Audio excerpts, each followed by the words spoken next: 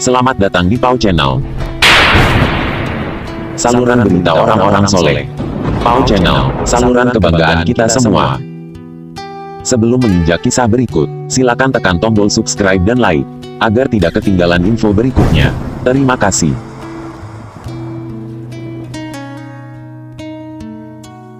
Assalamualaikum warahmatullahi wabarakatuh. Hai, jumpa lagi para pemirsa Pau Channel dimanapun Anda berada. Kami doakan semoga para subscriber dan pemirsa yang budiman dimanapun Anda berada selalu dalam keadaan yang sehat walafiat, lancar rezekinya, terhindar dari segala mara bahaya, dilancarkan urusannya, serta diberikan berkah hidupnya, keluarganya, dan tidak kurang dari sesuatu apapun. Amin ya rabbal alamin. Kali ini Pau Channel akan menyuguhkan sebuah kisah tentang si pengemis misterius. Selamat menyaksikan. Pada suatu hari, Kiai Syekhona Khalil dari Bangkalan, Madura sedang menemui tamu-tamunya di ruangan depan. Mbah Kiai Khalil juga ulama besar dan salah satu guru dari Kiai Haji Hasyim Asy'ari, pendiri NU atau kakek Gus Dur, duduk dengan salah satu lutut tertekuk di depan perut beliau sambil bercengkerama dengan para tamu-tamunya, ditemani secangkir kopi yang ada di hadapan masing-masing. Ketika sedang asik bercakap-cakap, tiba-tiba datanglah seorang gembel dengan pakaian lusuh sambil menuntun seekor anjing masuk ke dalam ruangan Mbah Khalil. Kontan saja semua tamu pada heran bercampur geram, apalagi tanpa salam, tanpa bicara, dan tanpa izin, tiba-tiba si pengemis gembel tadi menyeruput kopi milik Mbah Khalil Bangkalan hingga tinggal ampasnya doang. Terlihat juga ingus yang keluar dari hidung pengemis tak diundang ini. Marahkah Mbah Khalil? Tidak. Mbah Khalil tampak malah merubah posisi duduknya seperti orang posisi duduk sedang sholat. Telapak tangannya menyatu di atas paha, kepalanya menunduk tanpa berani menatap muka si pengemis. Justru beberapa tamu bangkit bermaksud untuk mengusir pengemis ini, tapi segera dicegah oleh Mbah Kiai Khalil dengan isyarat tangan beliau. Beberapa saat suasana pun menjadi hening. Mbah Khalil tetap menunduk. Tamu yang ada di ruangan itu tidak satu pun ada yang berani bersuara.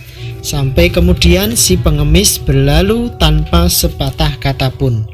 Selepas gelandangan itu pergi, Mbah Khalil membuka suara. Ayo, siapa yang mau meminum kopi bekas tamuku tadi? Tentu saja tidak ada seorang pun yang mau, karena kopi itu bekas diminum seorang pengemis dengan ingus menempel di bawah hidung. Begitu tampilannya yang mengerikan menurut para tamu. Baiklah, kalau begitu biar saya saja yang menghabiskan, kata Mbah Khalil sambil meminum sisa kopi di cangkir.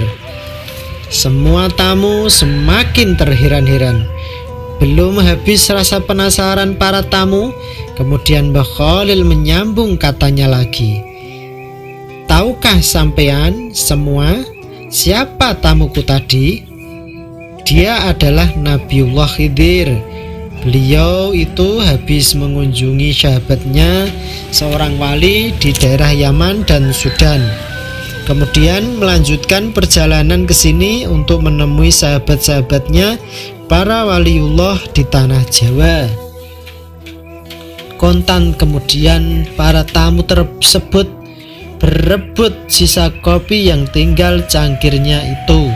Bahkan ada yang berebut untuk mencuci cangkirnya sekedar untuk ngalap berkah dari kesolehan Nabi Khidir alaihi salam. Mbah Khalil terkekeh-kekeh melihat tingkah laku dari tamunya ini.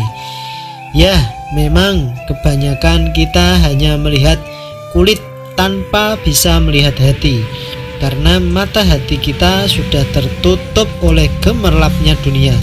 Semoga kita bisa mengambil hikmah di balik kisah ini, agar janganlah kita melihat dan menilai pada sesama itu dari segi zahirnya dan fisiknya semata, karena belum tentu yang terlihat biasa bukanlah hal yang luar biasa. Justru bisa juga sebaliknya, hal yang kelihatan mewah dan terlihat sangat menarik itu bisa jadi adalah tipuan setan yang menyesatkan. Sudah menjadi tradisi bahwa kebanyakan dari kita menilai seseorang itu dari penampilannya saja. Jika seseorang berpenampilan baik, maka mungkin orang tersebut adalah orang yang baik. Kita juga bisa saja menilai orang dari apa yang dikatakan orang lain tentang dirinya. Jika ada seseorang yang mengatakan orang tersebut tidak baik, maka kita ikut-ikutan menganggap ia tidak baik. Begitu juga dengan masa lalunya. Teruntuk mereka yang gampang mendeskripsikan seseorang, sadarlah bahwa seseorang bisa saja berubah tanpa sepengetahuan orang lain. Tidak perlu menghakimi jika kamu sendiri tidak tahu kenyataan yang sebenarnya, karena takutnya apa yang kamu nilai dari seseorang akan menyerang balik dirimu sendiri. Jadi berhati-hatilah untuk menilai seseorang. Nah, Sobat Pau Channel, semoga kisah kali ini dapat menginspirasi para pemirsa semua.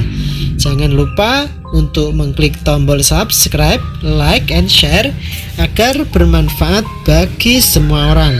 Aktifkan pula lonceng notifikasinya agar tidak ketinggalan video-video berikutnya.